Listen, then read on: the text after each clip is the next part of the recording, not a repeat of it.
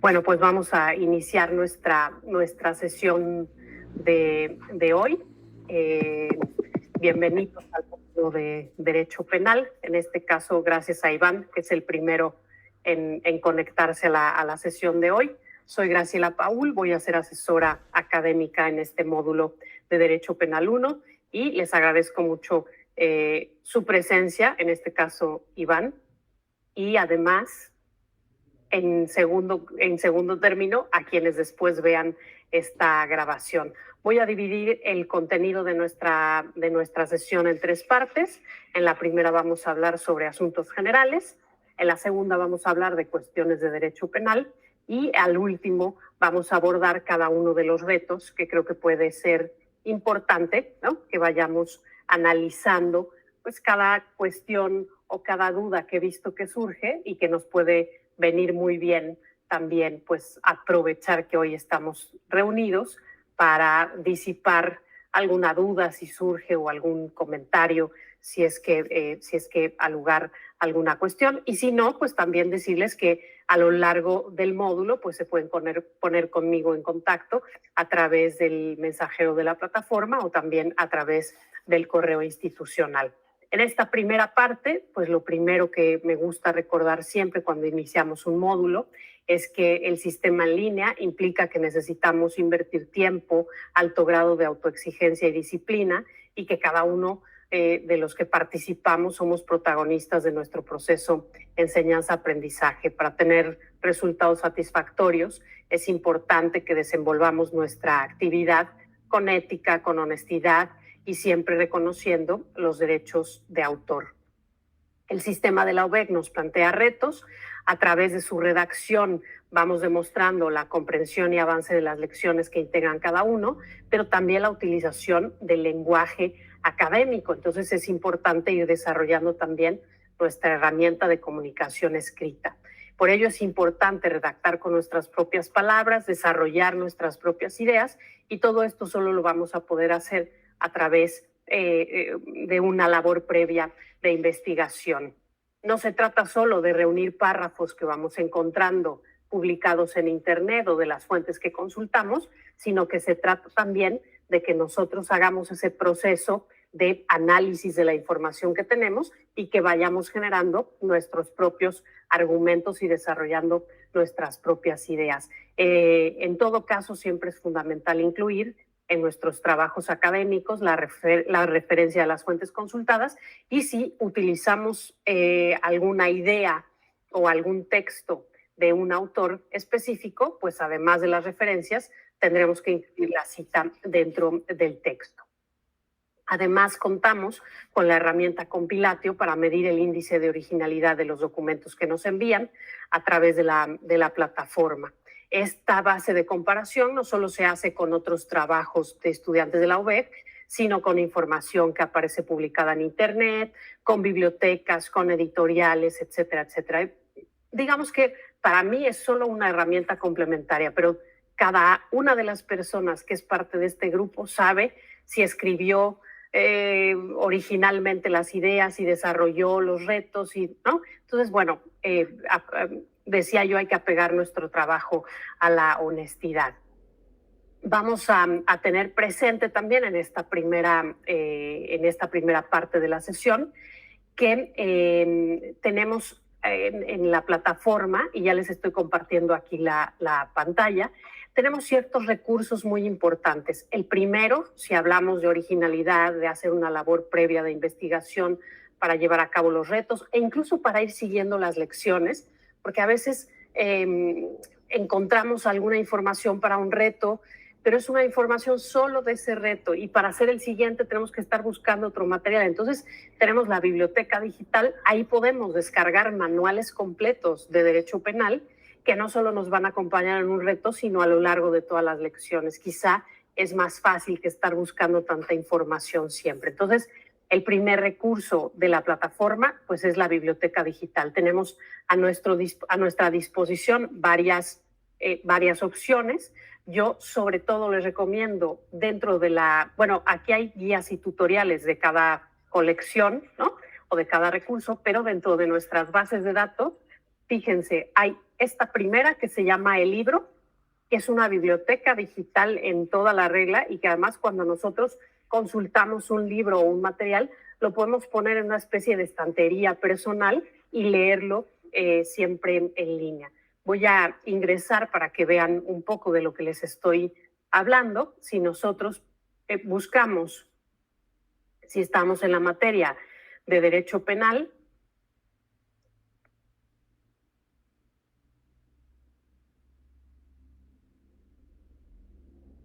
y buscamos derecho penal dentro de un título, lo que nos vamos a encontrar, y el tipo de documento, un libro, que siempre yo digo que es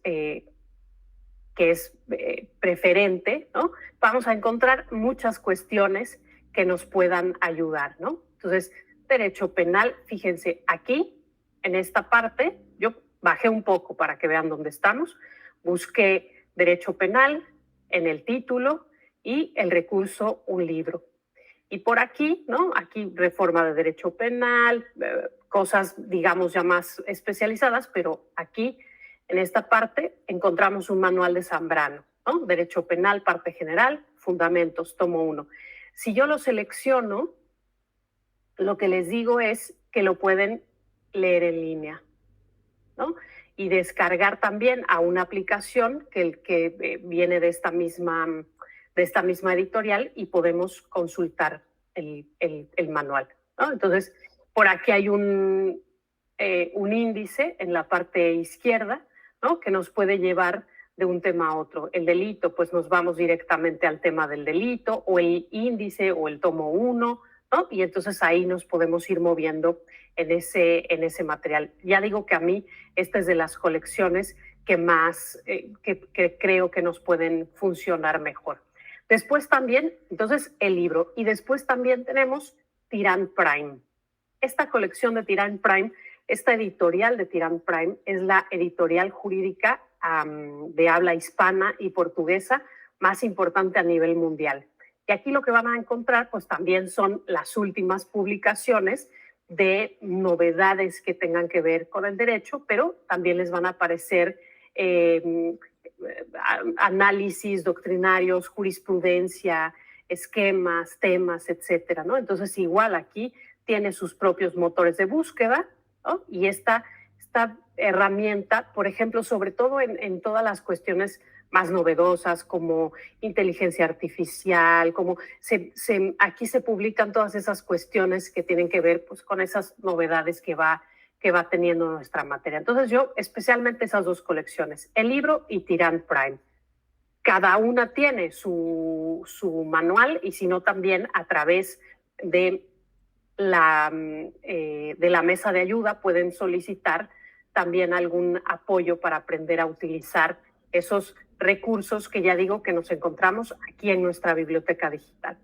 También hay una base general de libros que tiene la propia universidad, hay revistas, se puede hacer una búsqueda alfabética. Entonces, bueno, yo creo que a veces como que perdemos mucho tiempo en buscar en Internet, donde a veces también encontramos información de países que no corresponden.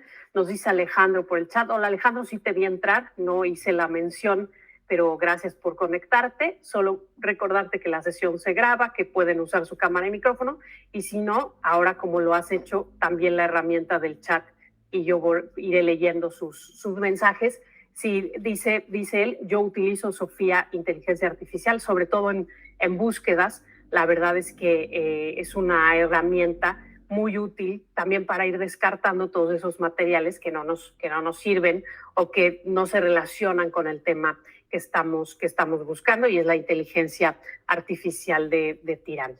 Entonces, bueno, ya ven cómo hay ahí muchos recursos. No hace falta tampoco descargar 6 millones de documentos de cada uno de los temas si tenemos esta riqueza de herramientas. Y también de este lado del menú de la plataforma tenemos la mesa de ayuda. Cuando tenemos que reportar cualquier incidencia técnica que surge en la plataforma, cualquier cuestión que tenga que ver con la información que aparece en el módulo, podemos acudir a esta mesa de ayuda y a través del sistema de incidencias, ¿no?, podemos levantar nuestra propia incidencia. En el área de avisos también les he acompañado digamos, un tutorial para que ustedes también puedan utilizar esta herramienta de las incidencias. Y ya concretamente en nuestro módulo vamos a observar cómo al ingresar tenemos un botón que dice retos o lecciones. Este botón lo podemos activar o desactivar a gusto personal si queremos avanzar o si queremos que la visión del material sea por lecciones o sea por retos, ¿no? Eso no hay una forma correcta de utilizarlo, siempre es una forma a gusto personal. Ya digo, podemos activar cualquiera de las dos. Esto es en esta primera parte de la sesión. Dije, vamos a tener 3 partes. En la primera vamos a hablar de cuestiones generales, que son básicamente las que hemos mencionado. En segundo término, vamos a hablar de cuestiones específicas de derecho penal. Y después, la tercera parte la reservo para hablar de cada uno de los retos. Bienvenida, Mercedes. Te recuerdo que la sesión se graba para fines académicos, que puedes participar con tu cámara y micrófono o también puedes hacer uso de la herramienta del chat. Por favor, no se esperen a que yo les pregunte si hay alguna duda. En el momento en que surja algún comentario, alguna duda, pueden hacer uso de la palabra, ya sea a través del micrófono o también a través de la herramienta del chat que yo iré leyendo sus mensajes. Ya decíamos, tenemos este botón, podemos avanzar por retos o por lecciones. Yo prefiero tenerlo así activado por lecciones, ¿no? Y dentro de las áreas de nuestra plataforma, pues tenemos este menú en la parte superior de avisos, de presentación y las unidades que componen nuestro módulo. En primer término vamos a ver el área de avisos, que es este sobrecito que aparece aquí en la parte superior izquierda de la plataforma, y van a encontrar ahí varios mensajes.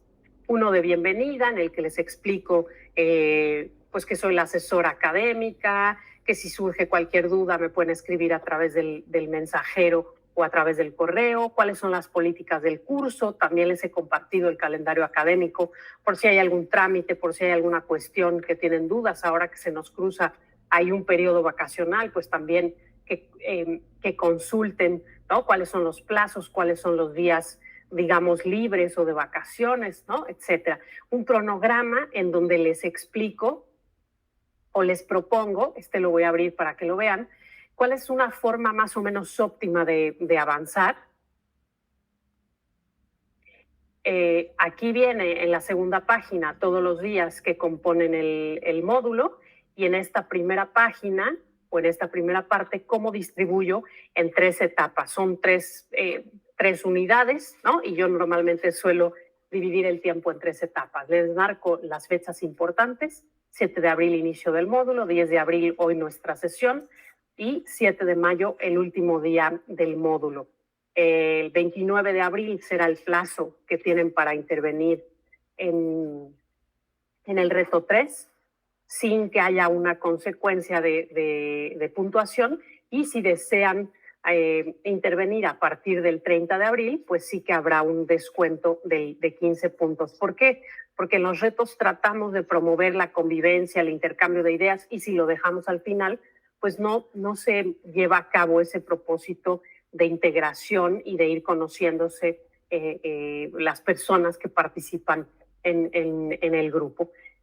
Van a tener aquí marcada en gris pues esta semana que es de inactividad de la plataforma. Yo estaré de todos modos viendo el correo, revisando tareas o retos, también dudas, contestando mensajes. Por mí no hay problema, solo lo he marcado aquí porque aparece así en el calendario escolar, pero yo no tengo ningún problema en que en esa etapa me envíen mensajes, retos, etcétera, etcétera, porque además hay quien aprovecha esos días libres para trabajar.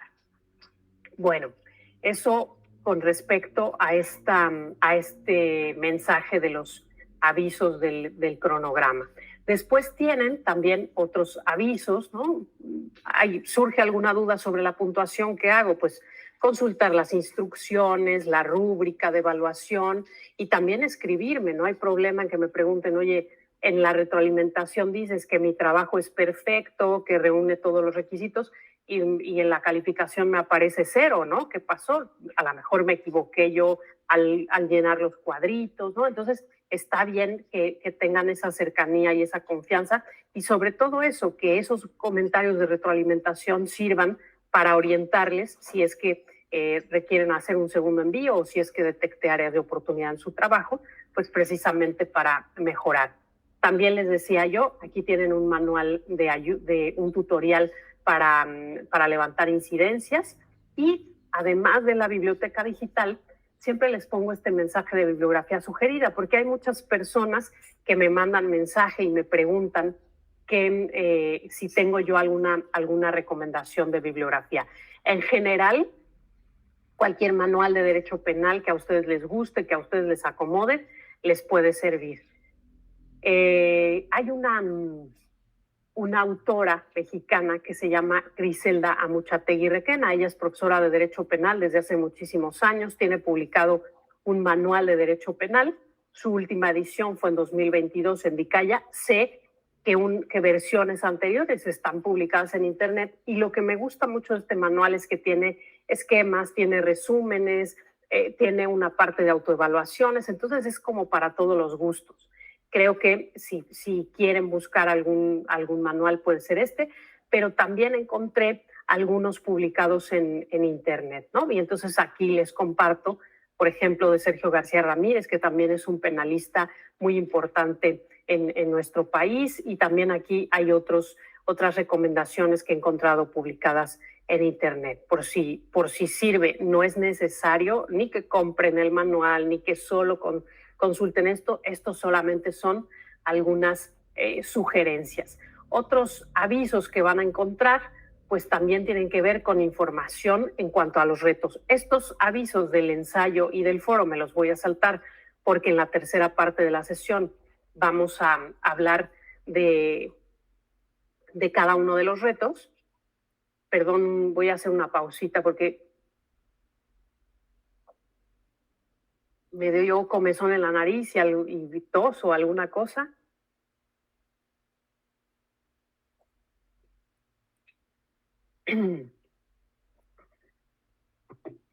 Entonces, estos mensajes los vamos a... Adelante, Iván, por favor.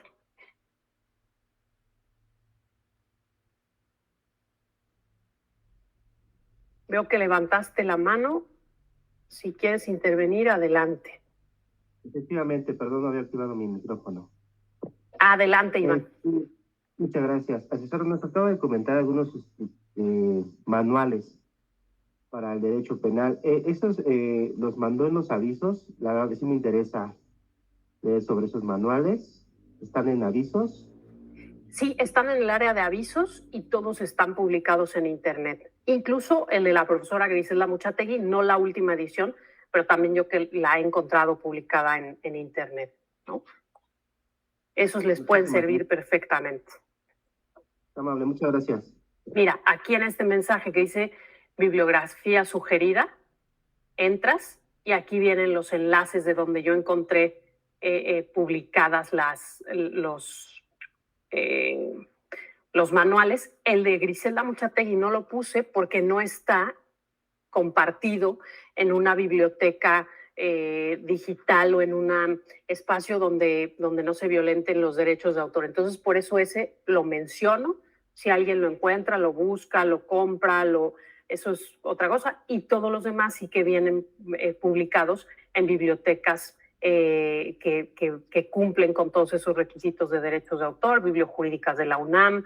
Esta es una publicación de esta teoría del delito directamente de los autores. Dialnet, que es una plataforma también de una biblioteca española. Entonces, bueno, por eso no comparto el de Griselda Amuchategui, porque no lo he encontrado en un sitio que cumpla los requisitos de los derechos de autor, pero también es un manual que puede servirles.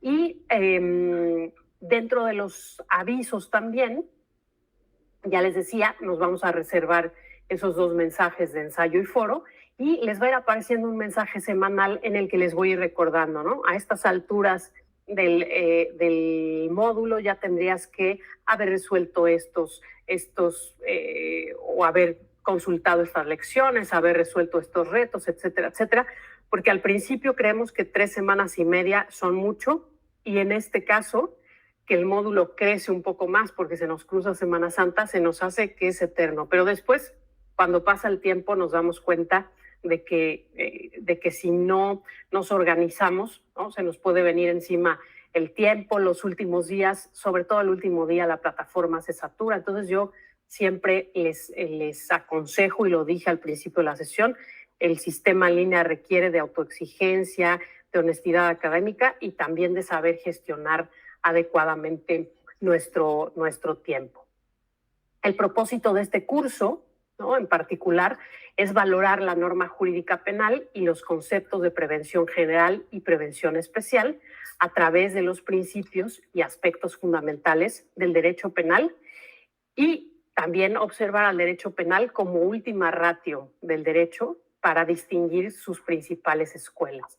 Fíjense todas las cuestiones, ¿no?, que estamos persiguiendo en este módulo y todos los conceptos esenciales: prevención general, prevención especial, control social, última ratio, principales escuelas o teorías, ¿no?, del delito. Entonces, vamos a observar, sobre todo en esta parte, ya les decía yo, en este menú de la plataforma, junto al sobrecito de los avisos, vamos a ver que hay un área de presentación. Y en este caso, ustedes van a encontrar la metodología, la evaluación, los alcances del módulo, que es esa la información, digamos, básica en todos los módulos, pero sobre todo a mí me gusta utilizar este esquema de contenido, porque en una imagen y poquitas palabras se refleja todo eso que queremos hacer.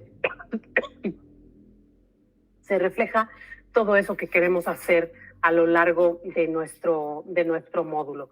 Tenemos 3 unidades, ¿no? En la primera vamos a hablar de la ley penal, en la segunda vamos a hablar de la aplicación de la norma penal y en la tercera vamos a hablar de la teoría del delito. En este sentido es importante afirmar primero que el derecho penal tiene una larga historia, ¿no?, pero que podemos sobre todo centrarnos en esa necesidad de regular el comportamiento humano, ¿no?, sobre todo para promover esa convivencia social, ¿no? Vamos a ver que estas reglas de comportamiento pues también se dirigen un poco a protegernos como individuos, pero también como colectivo, ¿no? Y la concepción del derecho penal pues ha ido teniendo diversos momentos. En un primer momento podemos pensar, o en un análisis o en un acercamiento, podemos referirnos a la venganza, ¿no? Esa posibilidad de responder a alguien que nos agrede o que atenta contra nuestra esfera de derechos, ¿no?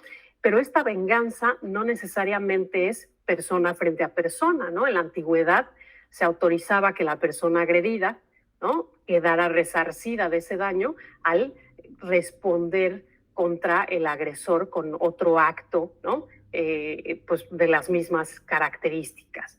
Pero también la venganza puede tener diferentes manifestaciones. Puede hablarse de una venganza privada, como en este caso, la persona que recibe el daño y que responde, pero también puede ser una venganza familiar, ¿no?, que está en facultad de responder a ese delito o a ese menoscabo de los derechos, pues también era parte de los derechos de la familia del ofendido, ¿no?, o de la víctima.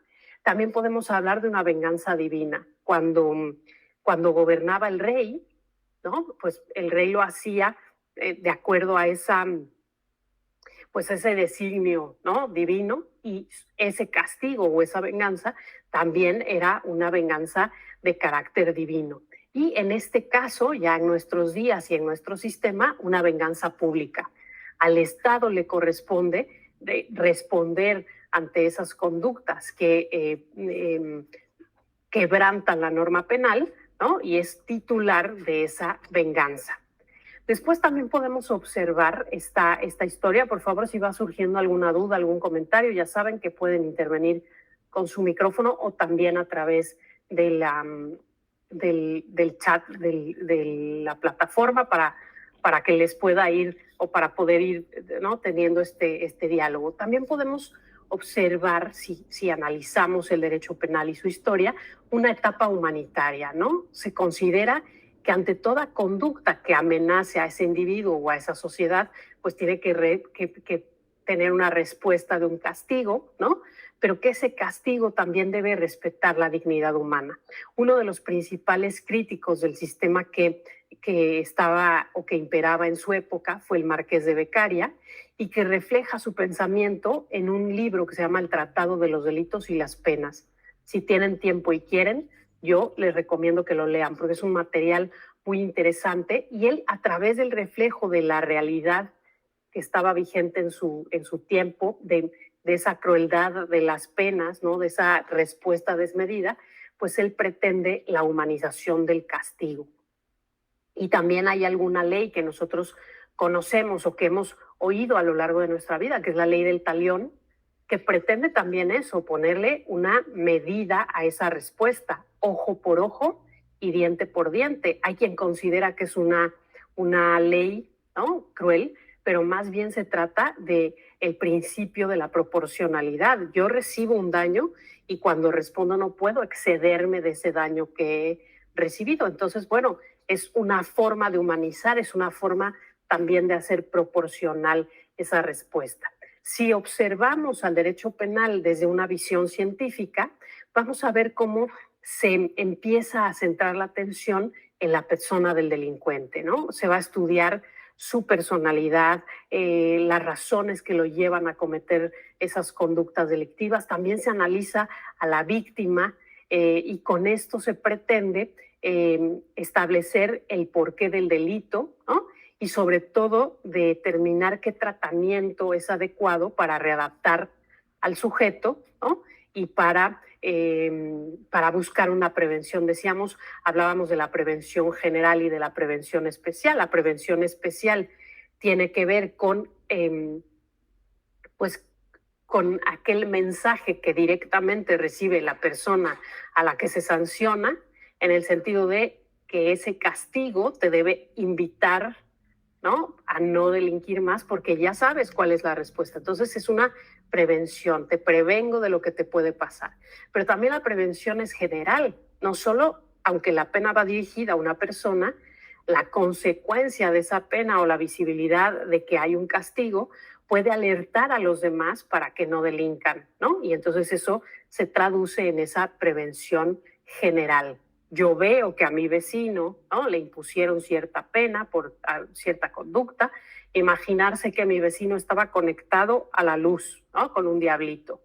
Y entonces, si surge de ahí una consecuencia, es la prevención especial para la persona que estaba conectada, pero les aseguro que todos los vecinos empiezan también a desconectar sus diablitos porque ya saben lo que les puede pasar. Prevención general. Y también cuando hablábamos del propósito de nuestro módulo, decíamos que tenemos que considerar al derecho penal como la última ratio. ¿Qué es esto de la última ratio? Pues es esa última frontera, es el último recurso que puede lograr o posibilitar el control social, porque el derecho tiene otras maneras, otras ramas de lograr esa convivencia. ¿Cuáles son esas ramas? Pues el derecho familiar, el derecho civil, el derecho mercantil, el derecho laboral, y solamente cuenta con el derecho penal para aquellas conductas que representen una amenaza o lesión a bienes jurídicos que son especialmente importantes, ¿no?, para que ameriten esa tutela del derecho penal. Se llaman bienes jurídicos protegidos o bienes jurídicos tutelados, y son los más valiosos que tenemos en un momento dado. Por eso se reserva su protección al derecho penal. Pero ya digo, el derecho penal es la última ratio, el último instrumento, no debe ser el primero, sino el último. Y por eso también vamos a tener que, a lo largo del módulo, reflexionar de la diferencia que hay, por ejemplo, entre derecho penal y castigo, entre prevención, entre control social, etcétera, etcétera. Si yo me pongo a ver la tele y busco programas donde salgan abogados, normalmente el derecho penal es como el más visual de todos, ¿no? Las series se refieren a esos abogados que entran a la cárcel, siempre son asuntos criminales, ahora que se ha puesto de moda este género en las series que son reales o basadas en hechos reales que nos refieren crímenes, etcétera, etcétera, pues el derecho penal es la parte más visual. Pero también tenemos que considerar que es la parte más estigmatizante, ¿no? de todo el ordenamiento legal, porque supone, así como protege bienes jurídicos especialmente importantes, pues también amenaza bienes jurídicos fundamentales, como la libertad y en algunos casos hasta la vida, ¿no? En todos esos sistemas en los que la pena de muerte está vigente y se aplica hasta nuestros días, ¿no? Entonces, por eso debemos acudir al derecho penal en última instancia, aunque siempre parece que pensamos en él como nuestro primer recurso, ¿no? Yo me siento violentado por algo y lo primero que quiero es, mi vecino hace ruido, que se pudra en la cárcel, mi esposo no me paga la pensión, que se pudra en la cárcel, mi socio se robó mi dinero, que se pudra en la cárcel. Entonces nos olvidamos de esa circunstancia o de ese principio de última ratio y parece que acudimos natural y en primer lugar siempre de forma natural a ese derecho penal. Y además, no solamente le quitamos esa característica de última ratio, sino que pensamos que el único castigo posible para el mundo es la cárcel, ¿no? Entonces, si yo les preguntara a ustedes que están en la sesión, ¿qué otras penas conocen además de la pena de prisión? ¿Qué me dirían? Quien pueda abrir su micrófono puede hacerlo. Adelante, Iván, y quien no puede escribir en el chat. Pues la pena de la cadena perpetua, ¿no? Por decirlo así. Prisión. ¿Qué otra? Además de la cárcel, ¿cómo te puede castigar el Estado en materia penal? No se me viene algo en mente. No te preocupes, Iván. Ahora lo analizamos. ¿Quién más? Mercedes, ¿alguna idea? Alejandro, ¿alguna idea?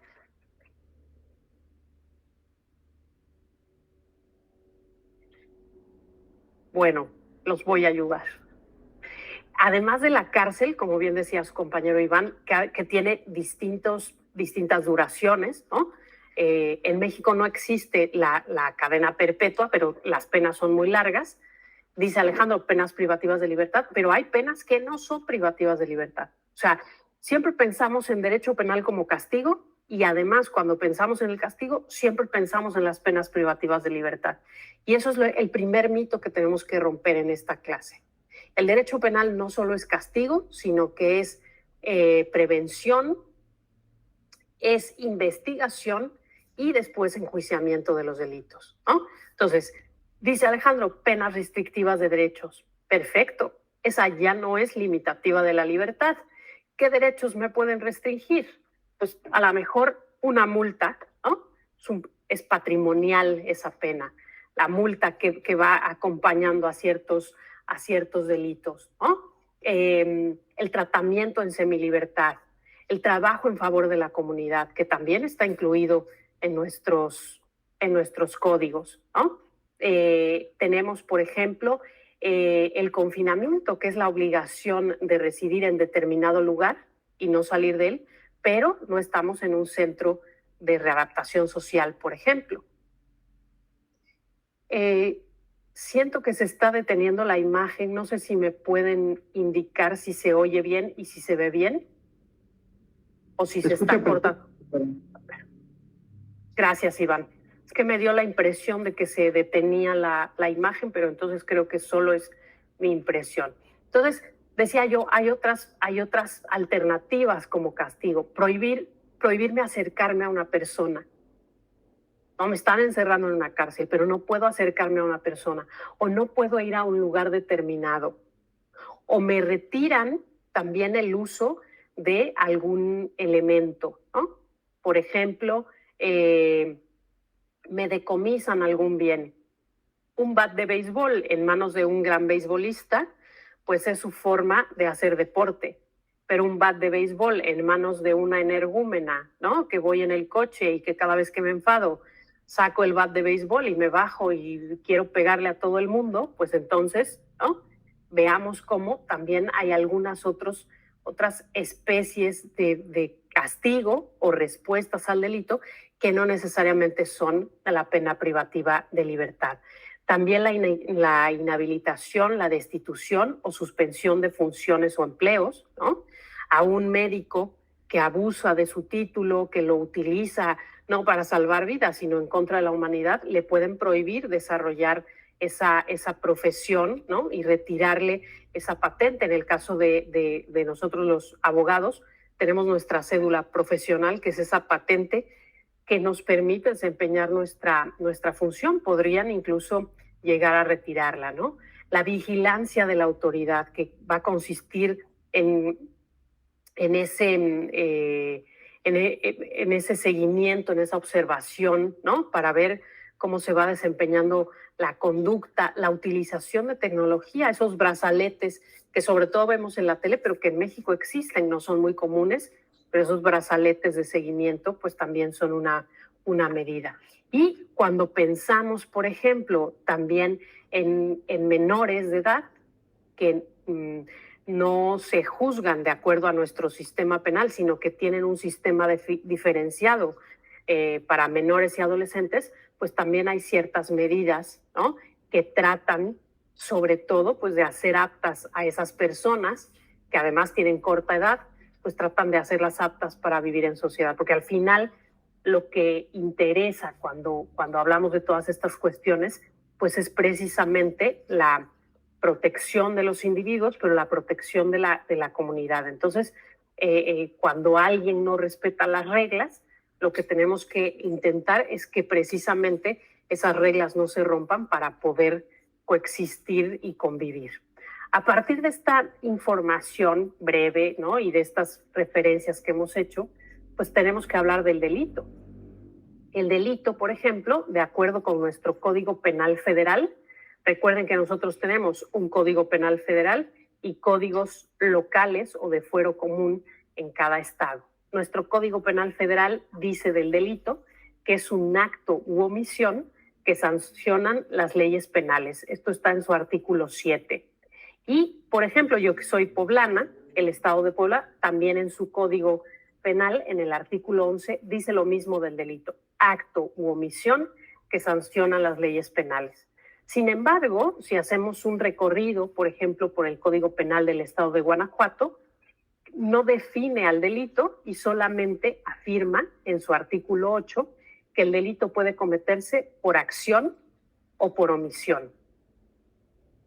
Eso también ocurre en el artículo 15 del Código Penal de Chihuahua. Y de acuerdo con el Código Penal de Chiapas, por ejemplo, en su artículo 9, el delito es toda conducta típica, antijurídica y culpable. Fijarse cómo hay diferentes perspectivas del delito, fijarse cómo hay diferentes maneras en las que vemos el delito. Y por eso tenemos aquí en esta unidad 3, ya hablamos de todas las cuestiones de la unidad 2, ¿no? Derecho penal como ciencia jurídica, su fin, su función, las teorías de la pena, esa venganza, esa respuesta, esa parte científica, ¿no? Y la última ratio del derecho penal. Y ahora estamos acercándonos a la teoría del delito. Me salto la unidad 2 porque esa es la última que vamos a ver. Cuando hablamos de teoría del delito, no hay una teoría correcta y no hay una teoría única. Y eso lo hemos reflejado con esta visión súper breve de lo que nos dicen los códigos penales de lo que es el delito. Lo que sí podemos establecer es que hay diferentes elementos que integran al delito. Por un lado, tenemos el elemento conducta. Es ese comportamiento de acción o también de omisión. ¿Cuándo estoy cometiendo un delito por omisión? Cuando no hago lo que tengo que hacer, cuando me abstengo de hacer lo que me corresponde. ¿Cuál es el elemento negativo de la conducta? Pues la ausencia de conducta, ¿no? ¿Qué puede pasar en casos donde hay vis mayor, vis absoluta, sonambulismo, hipnosis o acto reflejo? Pues que este elemento de la conducta no se dé. Imaginar, ¿no?, que alguien es cuadraplégico, no tiene control sobre su cuerpo, no lo puede mover, y viene otra persona, le hace empuñar una pistola y hace que esa mano, que está inerte casi, ¿no?, o sea, solo está pegada a un cuerpo, pero en realidad es una mano inerte, con esa mano se dispara ese gatillo. Ahí no hay conducta, ¿no? No hay voluntad, no hay actividad, no hay resultado, no hay nexo. Y si hay resultado, pero no hay actividad ni hay voluntad, ¿no? Entonces, ojo con este primer elemento, la conducta. Después tenemos otro elemento que se llama tipicidad. Y vamos a oír mucho en derecho penal que un acto es típico, pero típico no se refiere a ese sentido de es tradicional, ¿no? Un platillo típico de Puebla es el mole, no. Lo típico, cuando hablamos en materia penal, la tipicidad se refiere a esa adecuación de la conducta que se observa en la realidad a lo que está descrito en el tipo penal. Ese apego que hay entre los hechos y las disposiciones penales. Y el elemento negativo es la atipicidad. Después tenemos otro elemento que es la antijuridicidad, que es contrario a derecho. Y junto con este elemento vamos a encontrar las causas de justificación, la legítima defensa, el estado de necesidad, el cumplimiento de un deber, el ejercicio de un derecho o incluso el consentimiento del titular del bien jurídico. Si yo soy bombero, llego a un edificio, hay un incendio y tengo que romper una ventana para salvar la vida de las personas, encima no me van a condenar por el delito de daño en propiedad ajena, ¿no? Precisamente porque estoy actuando, ¿no?, basada en una causa de justificación que es precisamente el cumplimiento de un deber. Vamos a encontrar otro de los elementos del delito, que es la imputabilidad, esa capacidad de entender y discernir, ¿no?, que viene con su elemento negativo, que son esas causas de inimputabilidad. ¿Cuáles son esas causas? La minoría de edad. No quiere decir que cuando yo cometo un delito y tengo 17 años, 16, no va a pasar nada. Lo que no es que me van a someter al sistema de adultos, sino que me van a someter a un sistema diferenciado de menores y adolescentes. También vamos a encontrar el miedo grave, la falta de capacidad intelectual y el trastorno mental. Hay personas que no son capaces, a pesar de que sean mayores de edad, de entender y discernir. Si eso queda acreditado, entonces por ahí hay una causa de inimputabilidad. Otro elemento es la culpabilidad, que es ese reproche penal que viene dado por el dolo o por la culpa, ¿no? Y el elemento negativo son las causas de inculpabilidad. El error de hecho invencible, la no exigibilidad de otra conducta, el temor fundado o incluso el caso fortuito. Y el último de los elementos es la punibilidad, esa amenaza de un castigo contra excusas absolutorias, ¿no? Entonces, con todos estos elementos se da lugar a esas tres teorías o visiones que son el sistema causalista, el sistema finalista y el sistema funcionalista.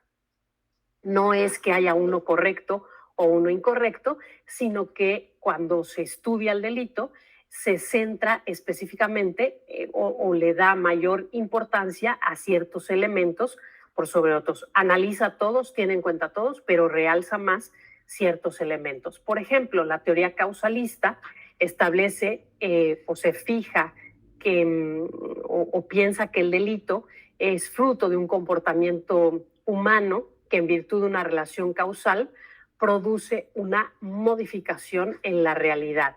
La acción se considera como un movimiento corporal que produce una consecuencia o un cambio en el mundo material.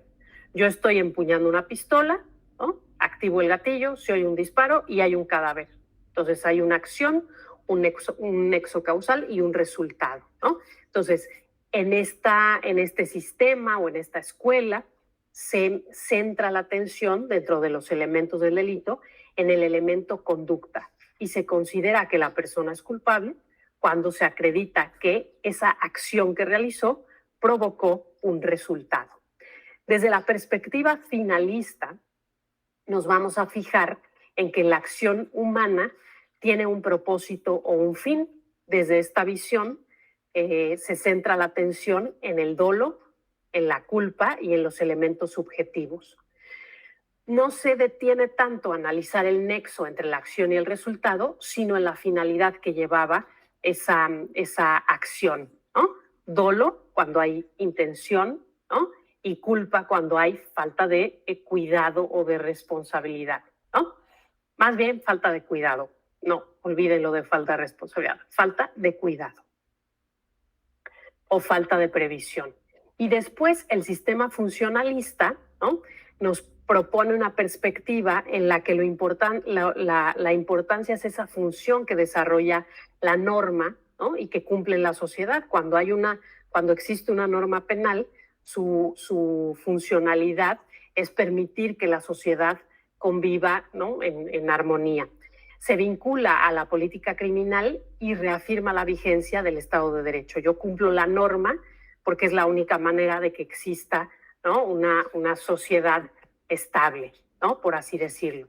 Y desde esta perspectiva se entiende la aplicación de la norma y la imposición del castigo en la medida en la que contribuyen tanto la norma como el castigo a la protección y el restablecimiento del orden social.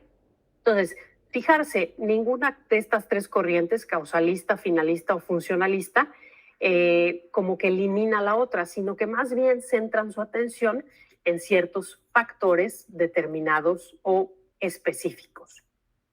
Y finalmente,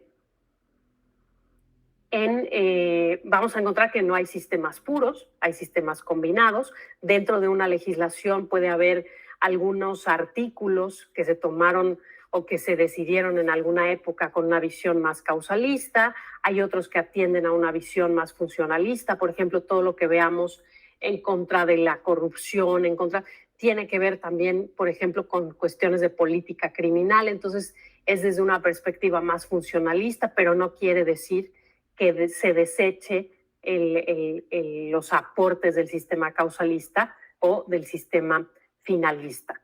Al respecto, también debemos considerar que hay ciertas condiciones espaciales, materiales, temporales y subjetivas que nos ayudan a determinar qué norma penal se aplica cuando se comete un delito.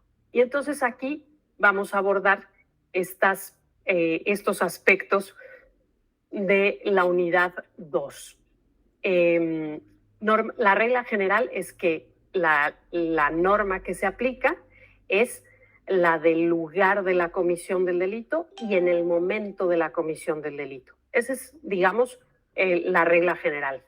Pero vamos a tener que determinar ciertas circunstancias, ¿no? Cuando hablamos de ámbito material, encontramos que hay un fuero común, un fuero federal, un fuero militar, y que además en nuestro sistema y en nuestro país existen...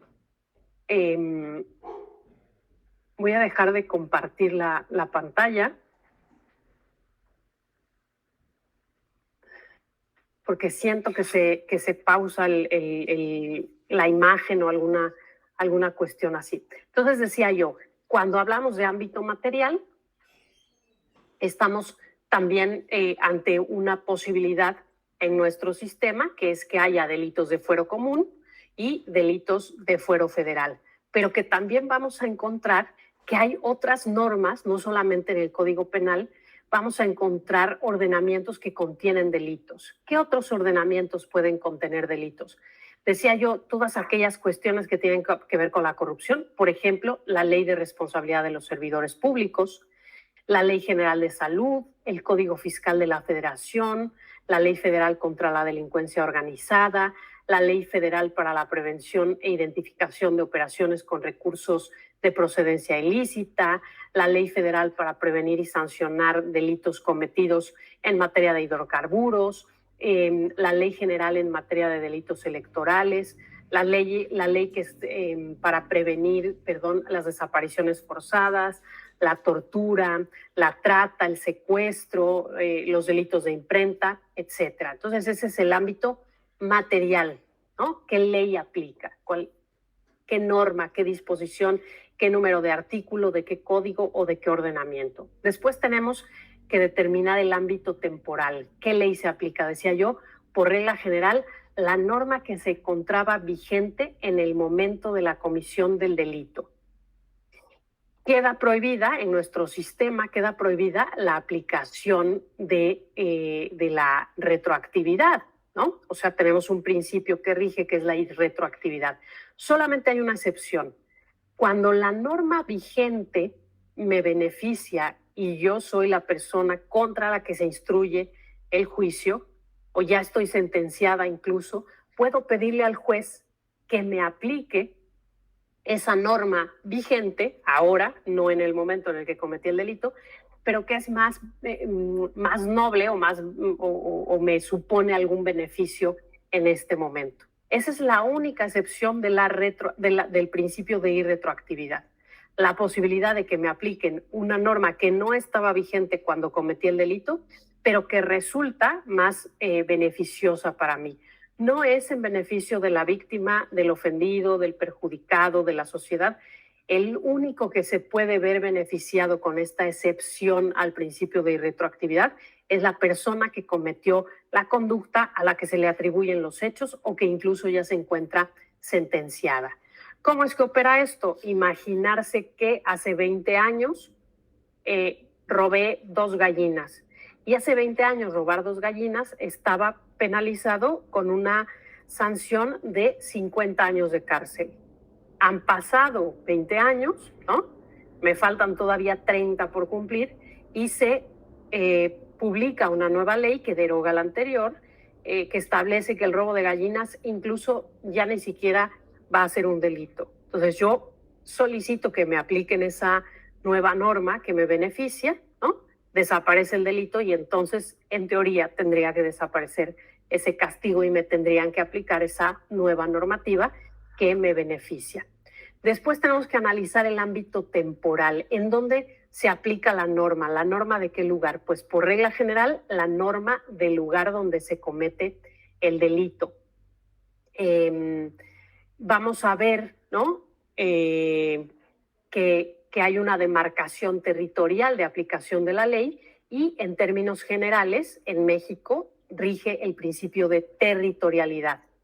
La norma aplica en el territorio para el que fue creada. Sin embargo, hay circunstancias específicas y bajo ciertas condiciones en las que puede aplicarse el principio de extraterritorialidad.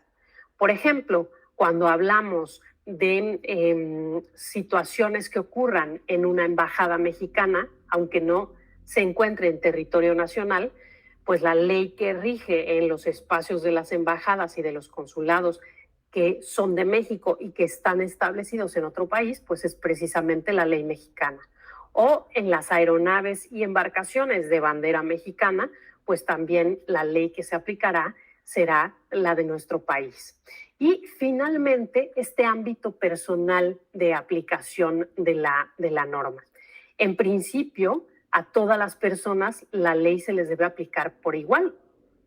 No hay razón y seguimos como en México teniendo ese pendiente, ¿no? De tratar a todos por igual y de que la norma rige igual para todos. Sin embargo, sí hay que poner atención en ciertas circunstancias. Por ejemplo, hay excepciones como la inmunidad por razones de diplomacia o en caso de servidores públicos que cuentan con el fuero. Y este es un tema muy actual por lo que está pasando, por ejemplo, con Cuauhtémoc Blanco, ese futbolista que después se volvió político y que ahora hay un tema, ¿no?, en el que se ha decidido que no se le retiró el fuero y entonces no se sometió a juicio. Esa es una manera muy equivocada de entender el fuero. El fuero no debe proteger a la persona ni ser un escudo para que todos podamos cometer delitos. El fuero protege a la función que desempeña la persona. Pero si se advierte que hay conductas delictivas, pues en teoría no habría obstáculo para retirar ese fuero. Aunque ya en este ejemplo que les estoy poniendo, la decisión está tomada porque se sometió al Congreso, ¿no?, a la Cámara de Diputados, y decidieron por mayoría casi absoluta que no se le retirara el fuero y entonces no podrá ser juzgado por esos hechos que se le atribuyen, esos hechos delictivos. Pero también hay otras circunstancias personales que debemos observar con ciertos tipos penales. Por ejemplo, la calidad del sujeto activo o del sujeto pasivo pueden ser relevantes. En un parricidio, en un homicidio en razón del parentesco o aquellos que son cometidos por servidores públicos, pues tendremos que acreditar y atender esas circunstancias específicas que tienen que ver con el parentesco o con el contrato o la calidad de servidor público que se tiene para que efectivamente nos apliquen esa normativa. No sé si hay dudas hasta aquí, aclaraciones, comentarios. Con esto he tratado de resumir todo el esquema y el contenido de nuestra asignatura y si no hay ningún comentario, pasaría yo a la tercera parte del... Adelante, Mercedes. Yo sí tengo una duda.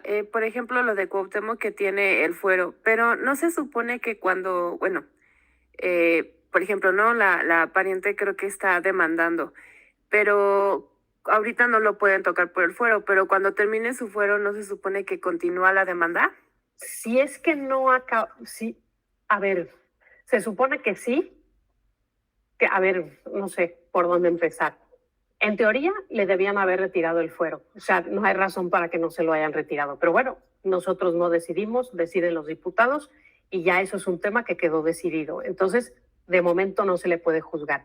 Si el delito no ha prescrito cuando él concluya su función y se le retire el fuero, sí que podría entablarse ese asunto, ¿no? Y podría perseguirse ese asunto y él podría imputarse de esa conducta delictiva. Si es que, te digo, no ha transcurrido ese plazo que se tiene para investigar y sancionar.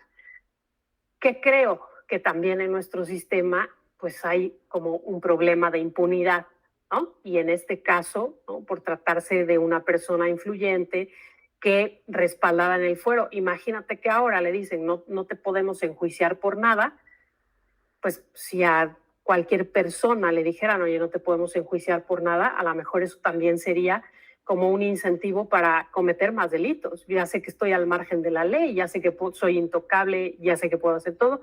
Entonces ese es el arma de doble filo del fuero, ¿no? Cuando se entiende como un escudo que me respalda para poder cometer toda clase de ilícitos sin tener consecuencias. Entonces, Mercedes, sí que se podría, cuando él deje el cargo y ese fuero concluya, si no ha prescrito el delito, sí que se puede enjuiciar o dar cauce a ese caso.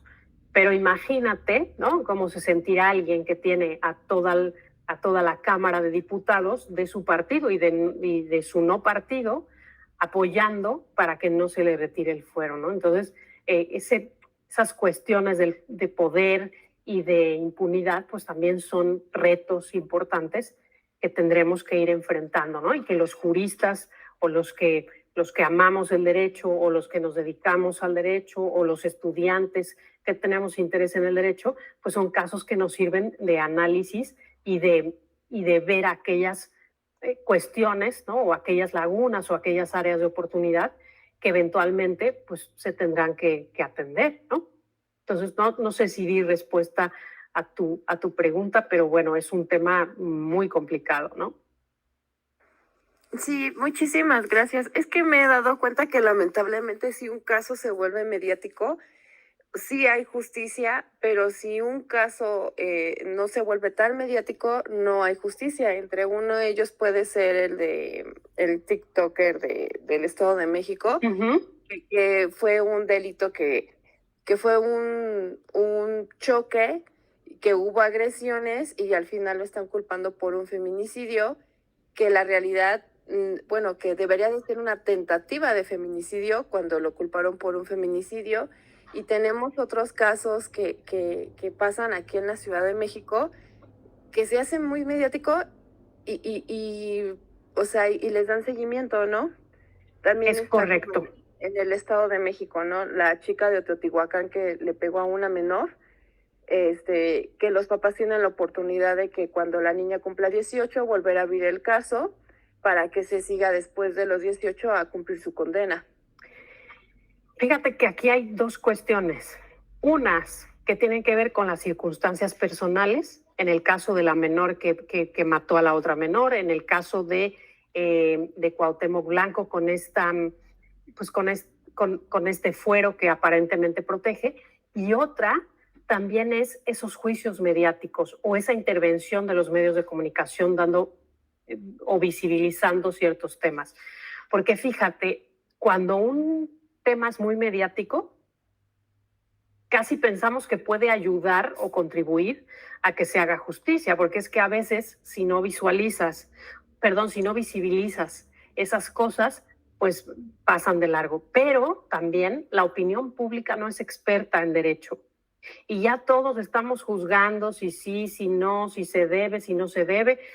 Por ejemplo, el caso del futbolista Dani Alves, que lo menciono no porque haya pasado aquí en España, sino porque él tenía un contrato con los Pumas ahí en México, ¿no? Y entonces cuando se da toda esta denuncia y todo, el club de Pumas al día siguiente rescinde su contrato, se lava las manos, transcurre el juicio y se emite una sentencia absolutoria para Dani Alves.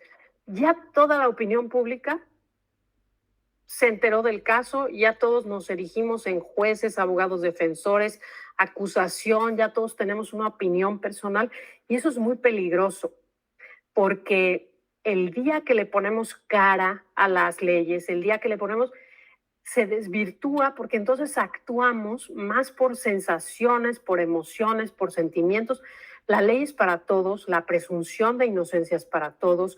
En el caso, por ejemplo, de esta chica menor de edad, el tema ahí, además de la muerte también de otra menor, ¿no? Es ese acoso, es esa negligencia de todo alrededor de los padres, no de una de las dos, sino de los padres de todas las menores y de todas las personas involucradas que sí grabaron el video, que sí lo pasaron, el bullying. Eso es una historia que trae, digamos, más cosas detrás, ¿no? Claro que pueden, cuando sea mayor de edad, a lo mejor interponer algún tipo de recurso para que el internamiento de esa persona o las medidas de esa persona continúen, pero no creas que es volver a enjuiciar el caso. Entonces, en el caso de menores, es exactamente como esta sensación de qué injusticia, que si soy menor, parece que la respuesta del Estado es muy suave en comparación con esa conducta que realizan los menores. Ahora con esta serie de los adolescentes, ¿no? O de adolescencia, creo que se llama la serie, que habla precisamente de menores criminales, de si se les debe considerar adultos o no. Hay otros sistemas, nosotros en México, está junto con muchos países, de acuerdo a los principios de las Naciones Unidas, consideramos penalmente responsables solamente a los mayores de 18 años, a los mayores de edad, ¿no? Perdón, a las personas de 18 y mayores de 18. Y en países o en otros sistemas, como es el caso de Reino Unido, que es de donde es esta serie, de acuerdo al tipo de delito, sobre todo en materia de asesinatos, de homicidios, sí que se puede considerar como adulta una persona, ¿no? Pero entonces esas son, ya digo, características que tiene cada sistema, limitaciones que tiene cada sistema. Cuando yo estudié Derecho, 1994-98, siglo pasado, la edad penalmente responsable no era 18 años, era 16, ¿no? Y siempre ha sido una discusión constante de cuándo ya la persona es madura o está consciente de lo que, ¿no? Para discernir ese cumplimiento de la norma, etcétera, etcétera. Bueno, se ha establecido que son 18. Podemos discutirlo o no discutirlo, pero hoy la ley vigente en nuestro país es que se consideran penalmente responsables a las personas a partir de los 18 años. Antes de los 18 años se les somete a ese sistema para menores y adolescentes. Y los juicios mediáticos también pueden, ya digo, contribuir o apoyar a que una causa se conozca imagínate si te toca enfrentarte a alguien muy poderoso, alguien muy, pues a lo mejor esa visibilización que permiten los medios de comunicación ayuda, pero en todo caso, los juicios mediáticos siempre tienen un precio muy alto, porque la sociedad se queda con esa, como con esa sensación de impunidad, ¿no? Cuando hay medios de comunicación de por medio es complicado. Sí, eso es lo que me he dado cuenta, ¿no? Que cuando un caso se vuelve muy mediático, prácticamente, pues, las televisoras, las personas son las que están juzgando y se les olvida que hay un juez y el juez se le olvida que tiene que ser una persona Imparcial, justa. imparcial. Exactamente. Y además, de lo- ¿sabes qué? Que hacemos juicios que no tienen que ver con el derecho, Exactamente. ¿no? Porque yo Creo que veo la tele y a lo mejor juzgo que, por ejemplo, en cuestión, a mí no me gusta entrar mucho en esos temas porque son muy debatibles, pero sí, cuando hay un feminicidio real, no en este caso que no murió la persona, que sí fue un caso de agresión brutal, porque además quedó grabado, ¿no? En el caso de este TikToker.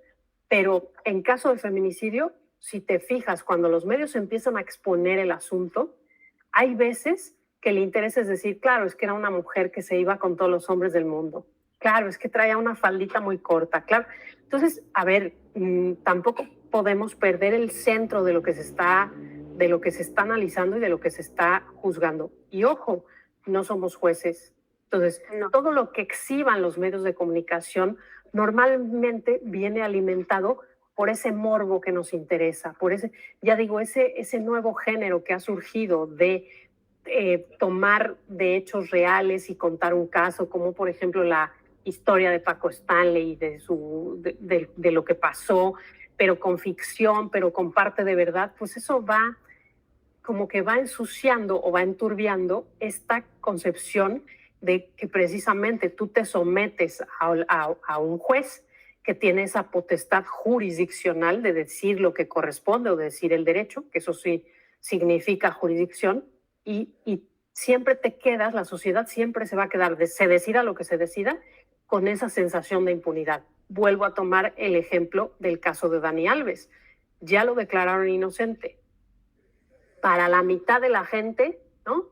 Es decir, qué barbaridad y nunca se le respetó su principio de presunción de inocencia y como los Pumas, porque la primera acción jurídica que tomó ahora es demandar al club de los Pumas por precisamente no haber respetado su presunción de inocencia y haber rescindido su contrato, ¿no? Entonces, pero te vas a encontrar a otra mitad que dice, claro, es que pobres de las mujeres, porque si no tiene validez su testimonio, entonces ¿cuándo, no?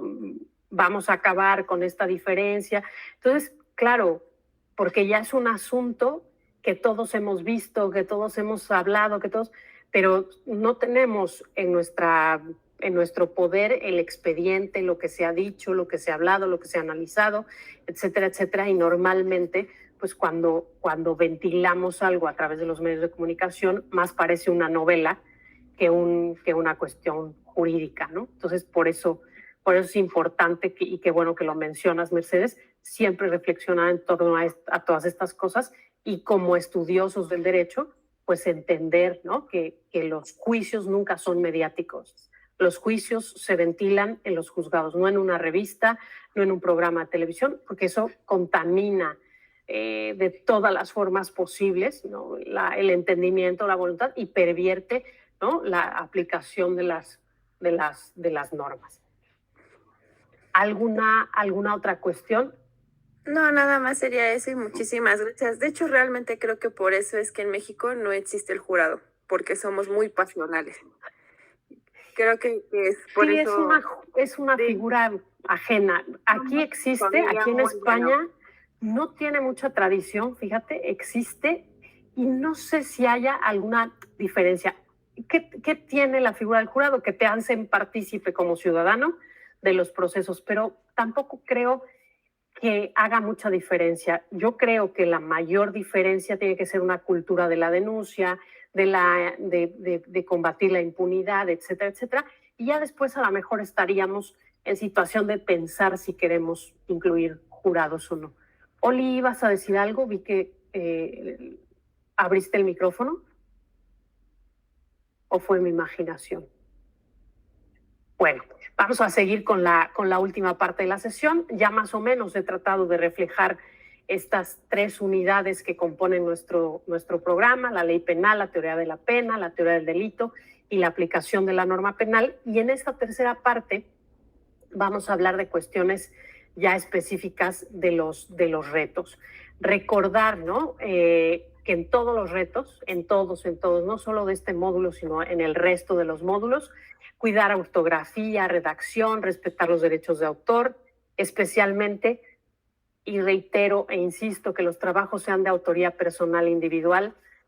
Deben estudiar las lecciones, resolver todos los retos dentro del plazo de vigencia del módulo, que recordemos que en este caso, y porque se cruza Semana Santa, es un poquito más largo y concluye el 7 de mayo de 2025. El reto 1 versa sobre el control social. Es un ensayo. Acuérdense que el ensayo, y viene información en el área de avisos, ¿no? Ahí les acompañé una especie de ficha, un PDF, en el que se explica qué es un ensayo, cuáles son las partes del ensayo, que tiene introducción, desarrollo, conclusiones, y al final tienen que poner las referencias de las fuentes consultadas. Acuérdense que este ensayo va dedicado a abordar el tema del control social. ¿Qué es el control social? ¿Cuáles son sus mecanismos formales o informales para ejercerlo? Y dentro de estos mecanismos formales vamos a encontrarnos con el derecho penal, y dentro de los mecanismos informales vamos a encontrarnos con la familia.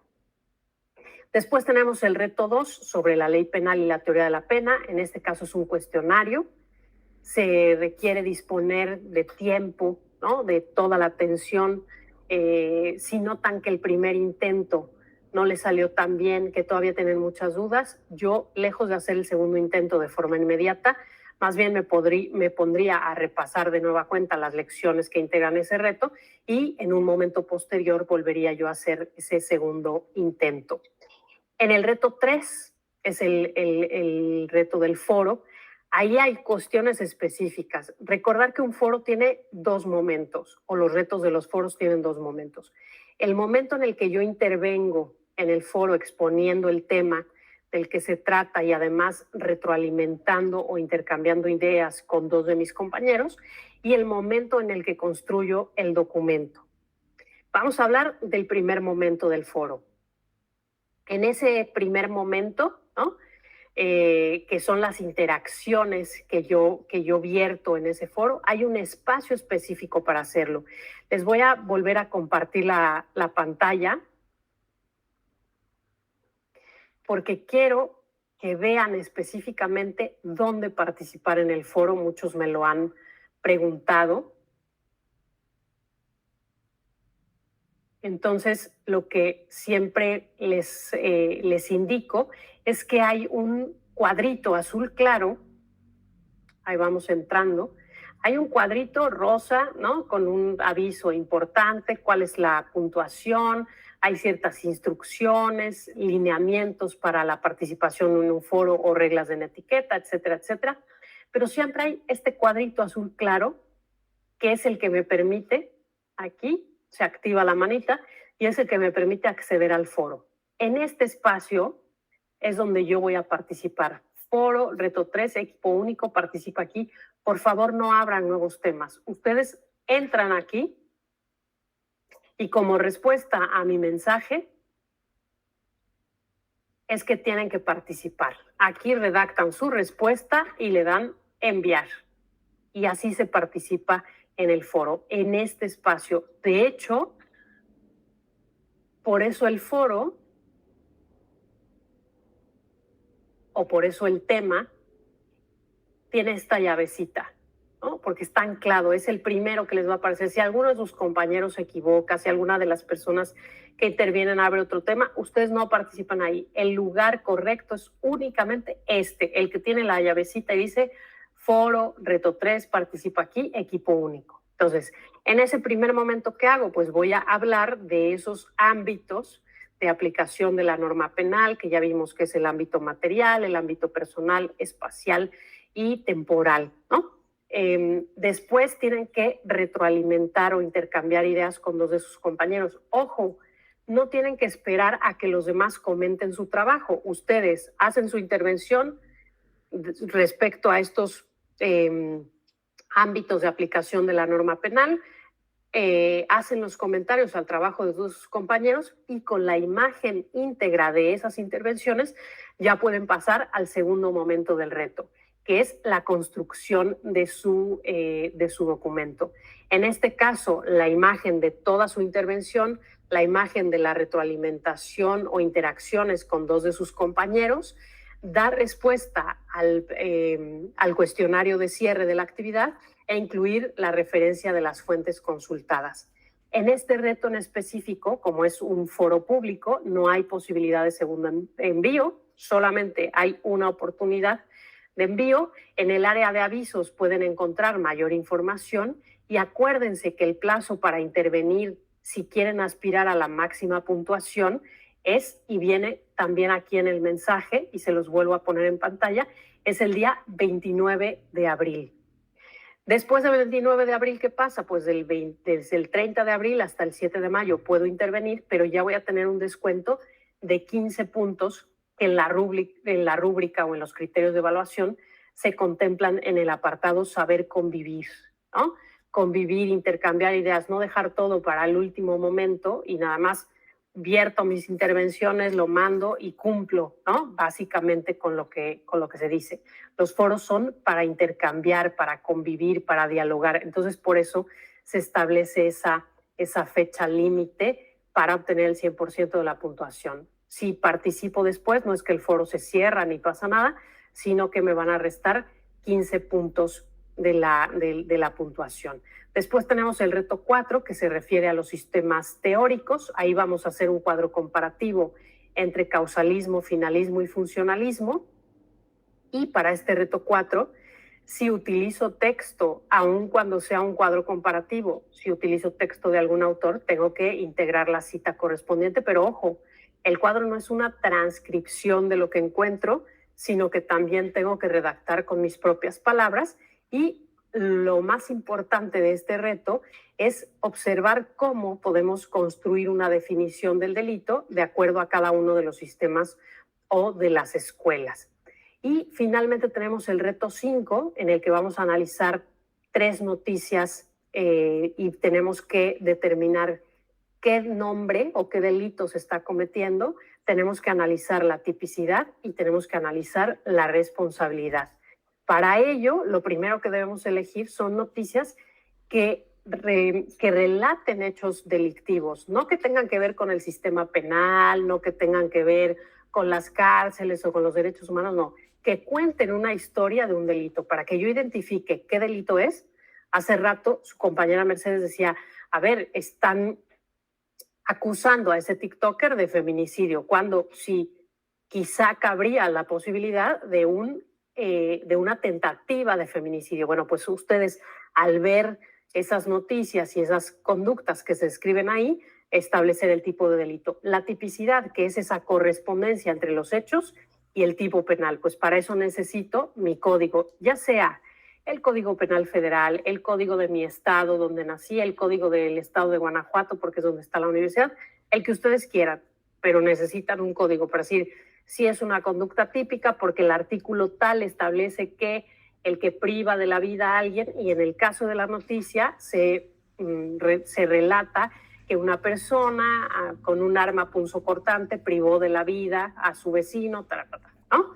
Y finalmente analizar la responsabilidad, es decir, si a esa persona se le puede considerar como apta para recibir una respuesta o una reprochabilidad en materia penal, si se le puede atribuir una conducta delictiva y juzgar de acuerdo a nuestro sistema de adultos. ¿Qué sería lo primero? Pues que habría responsabilidad si la persona es mayor de edad y si no tiene, ¿no?, esas cuestiones de privación del entendimiento para poder considerar que es responsable de esa conducta. También hay que analizar si no hay eximentes o atenuantes de esa responsabilidad, y con esto tendríamos, digamos, todos los elementos para llevar a cabo los retos. Si surge alguna duda en la sesión, ahora voy a abrir espacio de preguntas y respuestas, pero si surge a lo largo de que van leyendo las lecciones, de que van haciendo los retos, por favor, con toda confianza, me pueden enviar un mensaje a través del mensajero o también me pueden escribir un correo y podemos profundizar en un tema o alguna cuestión que surja.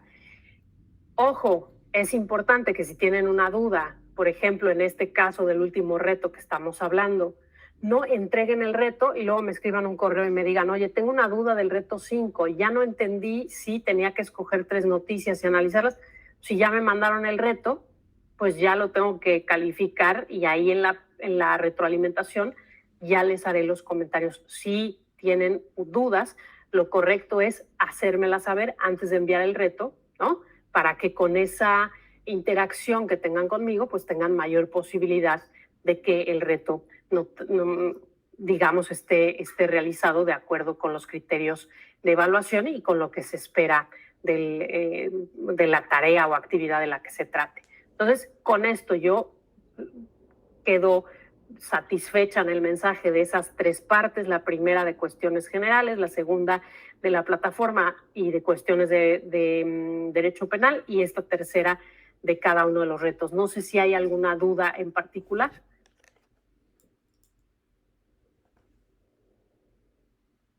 Pues si todo está claro, con esto daría yo por finalizada la sesión de hoy. Alejandro dice muchas gracias, quedó claro.